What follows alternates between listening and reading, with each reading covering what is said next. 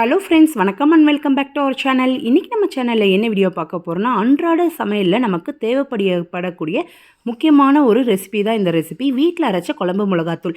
இந்த வீட்டில் அரைச்ச குழம்பு மிளகாத்தூள் நம்ம வீட்டில் இருந்தாவே நமக்கு எந்த ஒரு கவலையும் இல்லைங்க.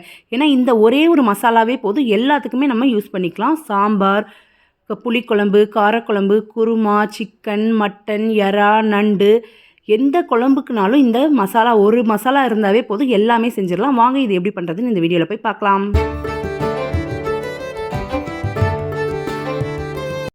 வீட்டில் அரைச்ச குழம்பு மிளகாத்தூள் செய்கிறதுக்கு நான் வந்து இன்றைக்கி ஸ்டவ் ஆன் பண்ணி பேன் வச்சுருக்கேன். பேனில் வந்து 50 கிராம் உள்ள வரமிளகா தான் எடுத்திருக்கேன்.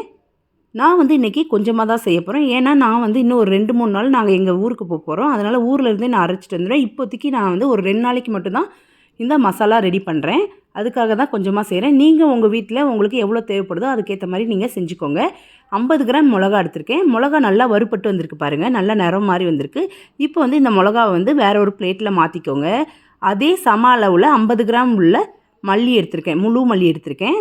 மல்லியும் நல்லா வாசனை வர வரைக்கும் நல்லா ஃப்ரை பண்ணி எடுத்துக்கலாம். நிறம் மாறிட வேண்டாம், நல்லா வாசனை வரும் உங்களுக்கு, மல்லி வாசனை.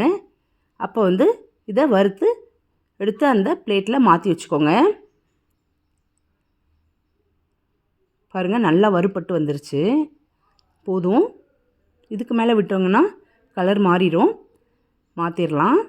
மாற்றிட்டு இப்போ வந்து நான் வந்து இதில் 1 டேபிள் ஸ்பூன் அளவுக்கு மிளகு எடுத்திருக்கேன், 3/4 டேபிள் ஸ்பூன் அளவுக்கு சீரகம் எடுத்திருக்கேன், 1/4 டேபிள் ஸ்பூன் அளவுக்கு வெந்தயம், 1/4 டேபிள் ஸ்பூன் அளவுக்கு கடுகு, எல்லாத்தையுமே ஒரே டைமில் போட்டு வாசனை வர வரைக்கும் மட்டும் நல்லா ஃப்ரை பண்ணி எடுத்துக்கிட்டால் போதும். ரொம்ப நேரம் வேண்டாம். இது எல்லாமே சின்ன பொருள் தான், சீக்கிரமாக வறுபட்டுரும். ஏற்கனவே நம்ம மிளகா மல்லி வறுத்ததுனால அந்த சூட்லேயே இது இன்னும் கொஞ்சம் ஃபாஸ்ட்டாகவும் இதாகிடும். அதையும் எடுத்து பிளேட்டில் மாற்றிக்கிறேன். 2 டேபிள் ஸ்பூன் அளவுக்கு துவரம்பருப்பு எடுத்திருக்கேன். துவரம்பருப்பு நிறம் மாறி வரணும்.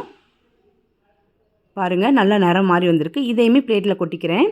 நெக்ஸ்ட் வந்து அதே மாதிரி 2 டேபிள் ஸ்பூனில் கடலைப்பருப்பு எடுத்திருக்கேன். சின்ன டேபிள் ஸ்பூன் தான் எல்லாம் எடுத்திருக்கேன். அதுவுமே நல்லா நிறம் மாறி வந்தோடனே பிளேட்டில் கொட்டிட்டேன். அதே மாதிரி 2 டேபிள் ஸ்பூன் அளவுக்கு உளுந்தம்பருப்பு, அதுவுமே நிறம் மாறினோடனே பிளேட்டில் கொட்டிக்கிட்டேன். ஒரு கைப்பிடி அளவுக்கு கருவேப்பிலை சேர்த்துக்கோங்க. கருவேப்பிலை சேர்க்குறதுனால நல்லா வாசனையாக இருக்கும் மிளகாத்தூள். நல்லா கருவேப்பிலை நல்லா வதங்கி நல்லா ஈரத்தன்மையெல்லாம் உறிஞ்சி நல்லா இந்த மாதிரி மொறுன்னு வரணும்.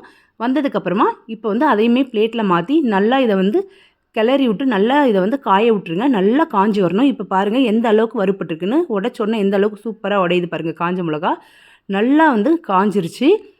நல்லா சூடு எதுவுமே சுத்தமாக இல்லை. நம்ம இதை கொட்டி வைக்கிற பாத்திரத்துலேயும் ஈரம் எதுவுமே இருக்கக்கூடாது. நல்லா அரைச்சிட்டு வந்துட்டேன்.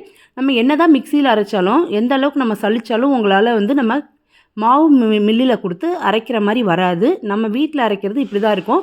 இது வந்து நம்ம ஊரில் தாண்டி வெளியில் இருக்காங்கள்ல, அந்த மாதிரி மக்களுக்கெல்லாம் ரொம்ப யூஸ்ஃபுல்லாக இருக்கும். எங்களுக்கு வந்து ரொம்ப யூஸ்ஃபுல் தான். நாங்கள் வந்து டெல்லி பக்கத்தில் இருக்கோம். டெல்லியிலேருந்து ஒரு மணி நேரம் கழித்து தான் எங்கள் ஊர் போகணும். அங்கே தான் நாங்கள் இருக்கோம். எங்களுக்கு வந்து இந்த மாதிரி மாவு மிஷின்லாம் கிடையாது. இப்போ வந்து என்கிட்ட மிளகாத்தூள் காலியானதுனால நான் இன்ஸ்டண்ட்டாக அப்படியே பண்ணியிருக்கேன். இதை வந்து சலிச்சும் எடுத்துட்டேன். பாருங்கள், அப்போ கூட உங்களுக்கு வந்து ஃபுல்லாக நம்ம ஊரில் மாவு மில்லில் அரைச்ச மாதிரி கிடைக்காது. இந்த வீடியோ உங்களுக்கு யூஸ்ஃபுல்லாக இருக்கும்னு நினைக்கிறேன். இந்த வீடியோ உங்களுக்கு பிடிச்சிருந்தா நம்ம சேனலை உங்கள் ஃப்ரெண்ட்ஸ் அண்ட் ஃபேமிலிக்கும் ஷேர் பண்ணுங்கள். தேங்க்ஸ் ஃபார் வாட்சிங்.